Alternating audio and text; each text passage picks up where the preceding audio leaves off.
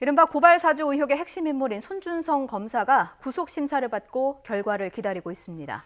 손 검사는 여권 인사들을 겨냥한 고발장 작성을 지시하고 국민의힘 김웅 의원에게 이를 전달했다는 의혹을 받고 있는데요.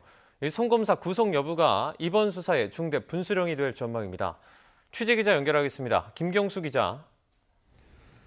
네, 서울중앙지방법원입니다. 손 검사 구속영장 실질 심사가 종료됐는데 결과는 언제쯤 나올 것 같습니까? 네, 결과는 오늘 밤늦게 나올 것으로 전망됩니다. 영장 심사를 위한 피의자 신문은 앞서 오전 10시 반쯤부터 3시간 가까이 진행됐습니다. 신문을 마친 뒤 손 검사는 서울구치소로 이동해서 대기 중입니다. 오늘 영장 심사 때 법정 안에서는 공수처와 손준성 검사 측 모두 준비한 PPT 자료를 활용해가면서 공방을 벌인 것으로 전해지는데요. 공수처 측에서는 고발사주 의혹 수사팀 주임 검사인 여운국 차장검사도 직접 참석했습니다. 공수처 측은 손 검사가 조서 일정을 여러 차례 바꿔서 수사에 비협조적이었고 증거인멸이 우려된다는 점 등을 강조한 것으로 알려졌습니다. 반면 손 검사 측은 오늘 영장심사에서 손 검사의 무고함과 영장 청구의 부당함을 재판부에 설명했고 앞으로 수사 절차에 성실히 임하겠다는 말씀도 드렸다고 밝혔습니다. 앞서 손 검사는 오늘 오전 구속심사를 받으러 법원에 들어가면서 영장 청구가 부당하다고 직접 밝히기도 했는데요. 잠시 들어보시죠. 고발사주 관여 혐의 인정하시나요? 영장 청구의 부당함에 대해서 판사님께 상세히 설명드리겠습니다. 이상입니다. 절차가 많이 부당하다고 보시나요? 김웅 의원에게 고발장 왜 보내셨어요, 검사님?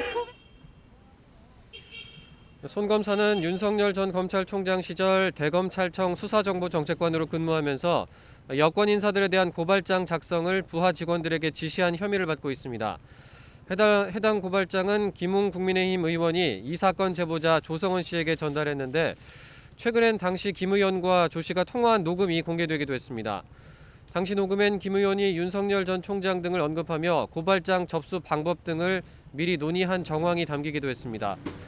지난달부터 김 의원과 손 검사를 압수수색하는 등 수사를 이어온 공수처는 최근 손 검사를 소환해 조사하려 했지만 손 검사가 변호인 선임 등을 이유로 소환 날짜를 여러 차례 미루자 손 검사 체포영장을 청구하기도 했습니다. 하지만 법원에서 체포영장이 기각된 뒤 공수처는 체포영장 재청구 대신 곧바로 구속영장을 청구했는데요. 법관 앞에서 양측이 소명하는 기회를 가진 뒤에 판단을 받아보겠다는 일종의 승부수를 던진 겁니다.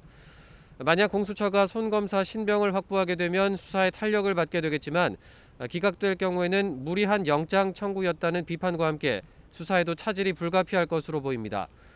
지금까지 서울중앙지법에서 전해드렸습니다.